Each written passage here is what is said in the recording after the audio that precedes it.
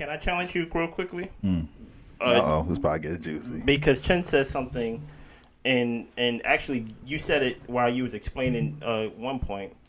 You said that basically you have to be taught basically how to be a teacher, basically. Mm-hmm. And that I don't think, at least I don't remember anybody influencing me or pushing me to be a teacher. What they usually said to me growing up was, in order to be a teacher, you better love it. Because they usually say, the pay not good. Yeah. So you better love it. Yeah. So how can we encourage people to get into that field? When one of the things that we're saying, we're living in a society now, or in an era now, to where it's going to be hard to, inflation is crazy now. It's going to be hard to afford a house. Houses is not $200,000. Go ahead, Chen. Can I give a fun fact? Go ahead, Chen. In 2020, we printed out 40% of all U.S. dollars ever created in that 1 year. That's actually ridiculous. And why 40%. Inflation right now. By 2021, we printed out 80% of all dollars ever printed in the last 2 years. What is the Federal Reserve actually? You know what? Let me be quiet. I'm gonna be quiet. We only had $4 trillion before 2020 in circulation, or ever printed, ever. $4 trillion.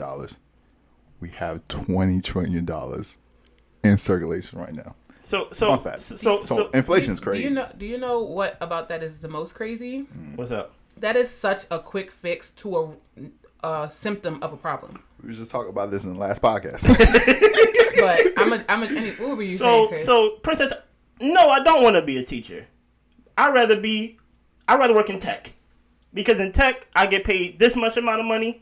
Even though I may influence the future, I believe the children of the future. We all sing that song. But the pay's not good. Well, let me just go ahead and say this. So I feel differently than a lot of teachers. Let me just put that out there right now. Okay. I feel differently than a lot of teachers because I've talked to my friends, my colleagues. I've met a lot of teachers over my years. I've taught in different states and cities, so I know a good amount of educators. And so just know that I'm saying I feel differently than a lot of people. Okay. People need I don't know who started the rumor, because it is a rumor, that teachers do not get paid well. Mm-hmm. We get paid average, right? If you compare the average person who is working with a college degree, our pay is average. It is on par. It is not significantly lower. Okay. Now, compared to tech people, that's going to be different. Of course. But, that's like comparing a teacher to an engineer. Yeah. They're going to, like, engineering, tech. Or even nursing to engineering. Nursing, those are up there, right? Those are going to be, like, higher. But I would say for the average college graduate, we're not far. I would say we are. I wouldn't even say we're below the average. I think we get paid about the average if you go by state. I do believe so. And that's what I always heard. I'm sorry, Chen. Go ahead. I should get in and get out. But that's what I always heard. I always heard people, which you mentioned it earlier, that people use teaching as a checkpoint. Like, I'm gonna teach for this amount of time while I still get my degree, and then I'm just doing this to move on. Like, basically, I'm not really gonna plant my roots into education. I'm just going to teach this because I know math, I know English, I know chemistry, I know whatever.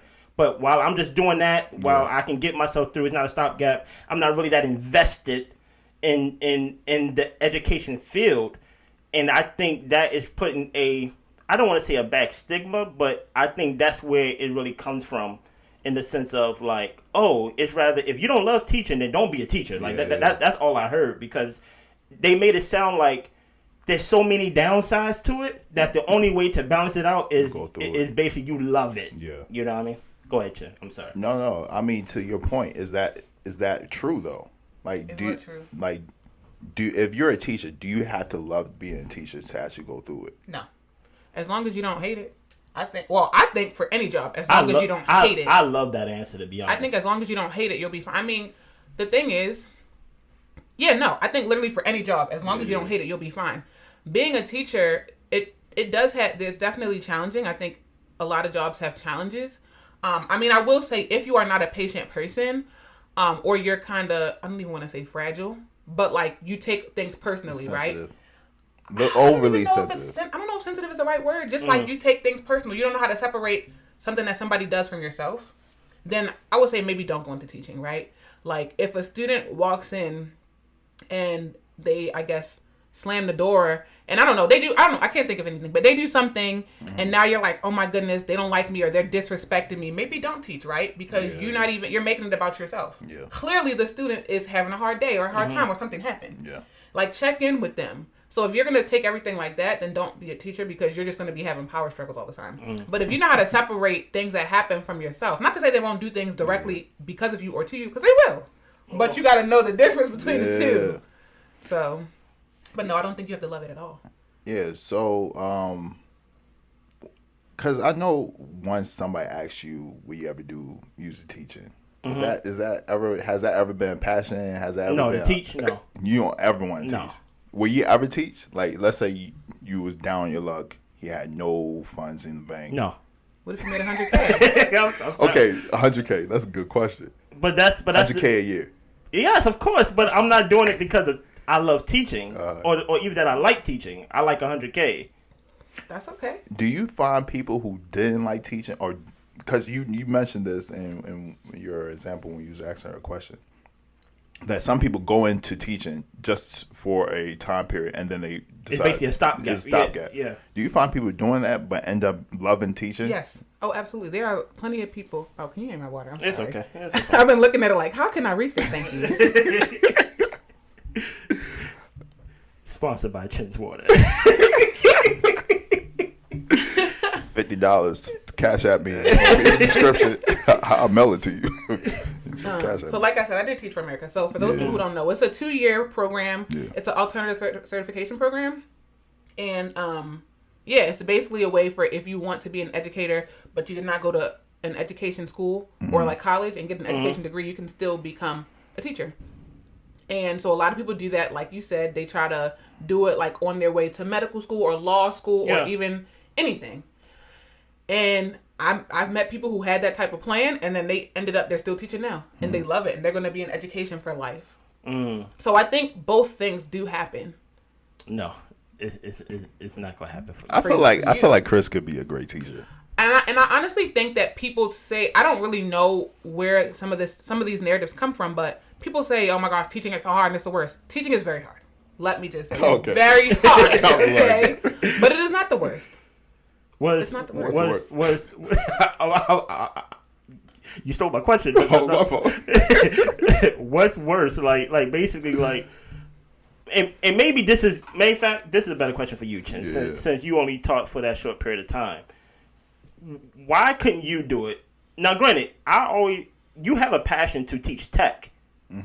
Not so much specifically to be a teacher in the education system. Yeah.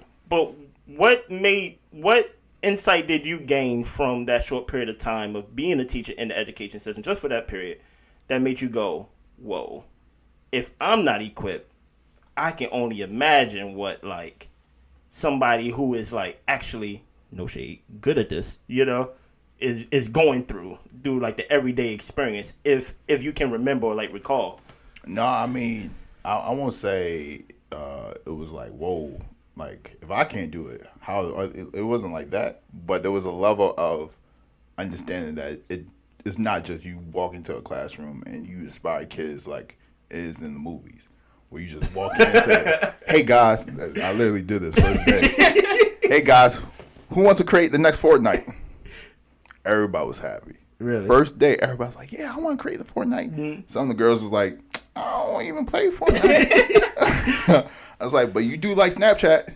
Who want to create Snapchat? I was like, okay, I mean, I guess, but I don't really use Snapchat. My mother uses Snapchat. But we use TikTok. So it was like that. Mm-hmm. And so I inspired them. But then the real hard work is teaching them. Really? You can inspire them and do all these things and have them be excited, right? But the actual, ingraining the because it is work that they have to do to actually learn. But how do you wrap up that work in a fun, digestible way? And still keep it.